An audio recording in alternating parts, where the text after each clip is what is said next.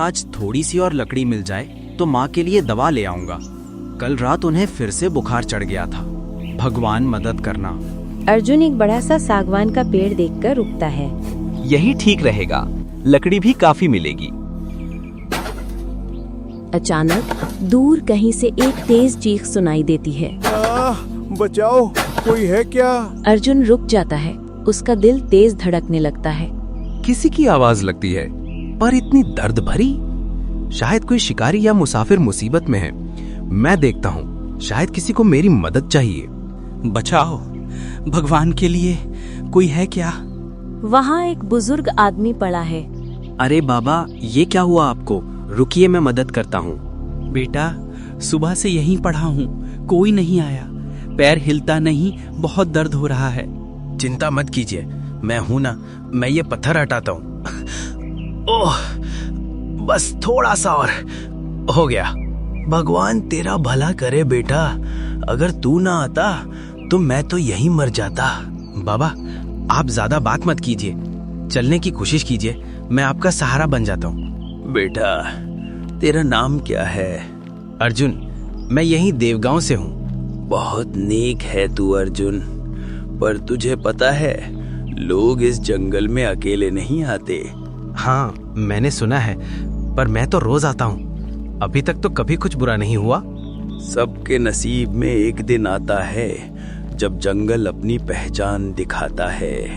मतलब आप क्या कह रहे हैं? इस जंगल में एक श्रापित आत्मा भटकती है जो इंसानी रूप में मदद मांगती है। जो भी उसकी मदद करता है उसका अपना इम्तिहान शुरू होता है। श्राप? पर बाबा, आप तो जीते जागते आदमी हैं। मैं तो इंसान की मदद कर रहा हूँ। हर रूप के पीछे सच छुपा होता है बेटा। सब कुछ दिखाई जैसे नहीं होता। अर्जुन कुछ बोलता उससे पहले ही वो आदमी रुक जाता है। अर्जुन मुड़कर देखता है, वहाँ कोई नहीं, बस एक पुरानी रुद्राक्ष की माला जमीन पर पड़ी है। ये तो अब भी मेरे कंधे पर था। कहीं बाबा वो तो... बेटा, तू डरा नहीं, इंसानियत के लिए रुक गया। तू श्रापित नहीं, वरदान पा गया। मैं समझ गया बाबा, कभी कभी भय के पीछे दया छुपी होती है। 2 दिन बाद अर्जुन फिर जंगल जाता है। उसे लगता है सब ठीक हो गया है, पर कुछ बदल गया है। ये क्या? पहले कभी ऐसा नहीं हुआ। बेटा, ये जंगल अब तुझे अपना रक्षक मान चुका है। तूने करुणा दिखाई और अब ये जंगल तेरा साथी बन गया है। बाबा, आप तो चले गए थे, आप कौन हैं? मैं इस जंगल की पुरानी आत्मा हूँ। कई साल पहले यहीं गिरकर मरा था और तब से हर साल किसी नेक इंसान का इंतजार करता था। मैं तो सिर्फ इंसानियत निभा रहा था बाबा। वही तो सबसे बड़ा काम है बेटा। अब से ये जंगल तुझे हमेशा बचाएगा। अर्जुन अब एक छोटी सी लकड़ी की दुकान खोल चुका है। माँ स्वस्थ है।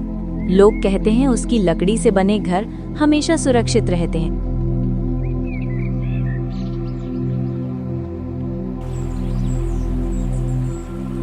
बाबा, आप ठीक होंगे ना? आपने सिखाया था, मदद कभी छोटी नहीं होती है। आज भी कोई चीखे तो मैं जरूर जाऊंगा। लगता है बाबा अब शांत हैं। जंगल भी पहले से ज्यादा सुकून भरा लगता है। वो वापस गांव की ओर मुड़ता ही है, तभी हवा में से एक हींट सी घंटी की आवाज सुनाई देती है। Tin tin. घंटी? जंगल के बीच? यहाँ कोई मंदिर तो नहीं? वो आवाज का पीछा करता है। अर्जुन धीरे से मंदिर के पास जाता है। ये तो बिल्कुल वही माला है जो मुझे मिली थी।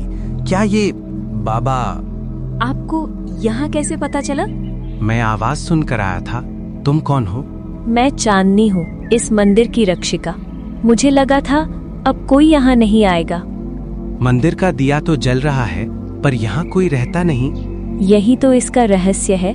ये दिया तब तक जलता है जब तक जंगल में एक सच्चा इंसान जिंदा है, तुम जैसे। ये क्या हो रहा है? ये जंगल तुझे पहचान गया है अर्जुन, पर हर वरदान के साथ एक परीक्षा होती है। जंगल में अब भी एक आत्मा है जो शांत नहीं हुई, अग्नि आत्मा। अगर उसे ना रोका गया तो ये जंगल दोबारा जल उठेगा। रात के आखिरी पहर में अर्जुन घर पहुंचता है, पर नींद नहीं आती। उसके मन में वही बातें गूंजती हैं।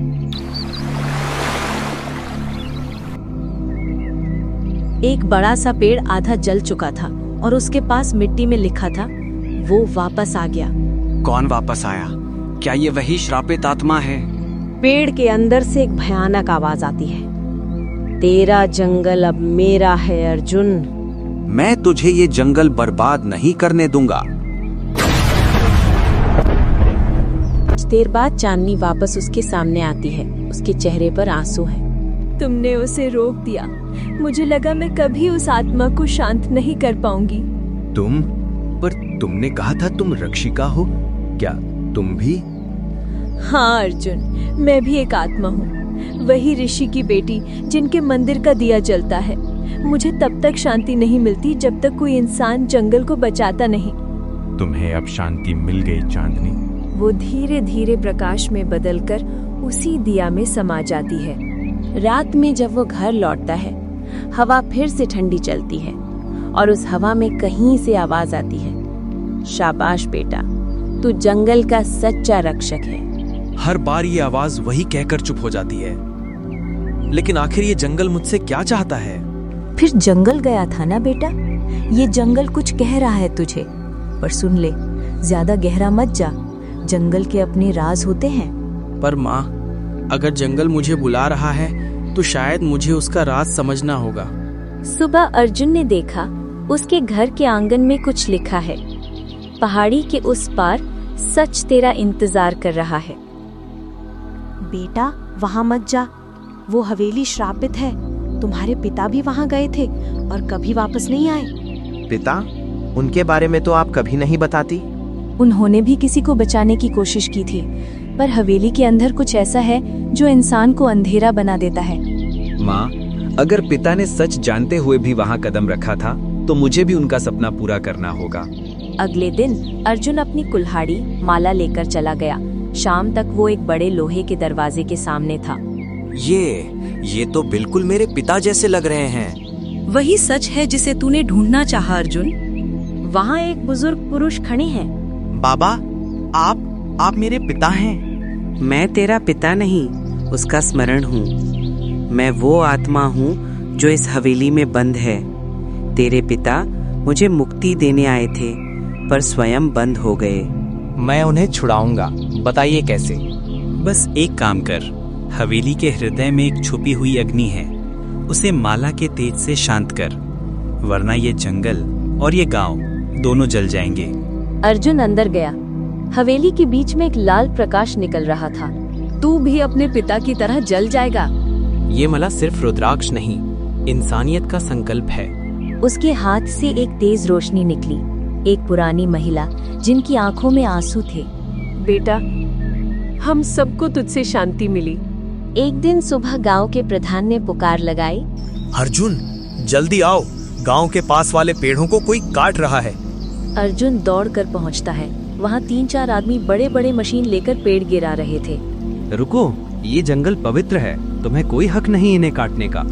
नाम है राघव सेठ, मैं शहर का व्यापारी हूँ। ये जंगल अब मेरा है, सरकार से इजाजत मिल गई है। ये जंगल इंसान का नहीं, प्रकृति का है। इंसान ने जंगल बनाया तो इंसान ही उसे काटेगा। तुम जैसे लोगों की वजह से ही विकास रुकता है। विकास बिना इंसानियत के सिर्फ विनाश होता है। राघव और उसके लोग पेड़ गिराते रहे।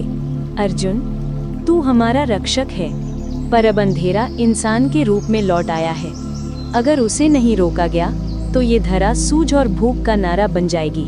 मैं क्या कर सकता हूँ माता? उनके पास हथियार हैं और मेरे पास सिर्फ विश्वास। विश्वास ही तेरा अस्त्र है।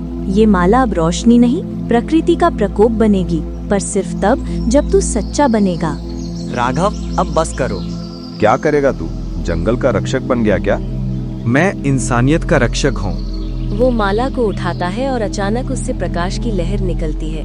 बिजली चमकती है। ये क्या हो रहा है? बचाओ। जंगल तुझे दर्द समझा रहा है ताकि तू जिंदगी की कीमत समझे। राघव बेहोश हो जाता है।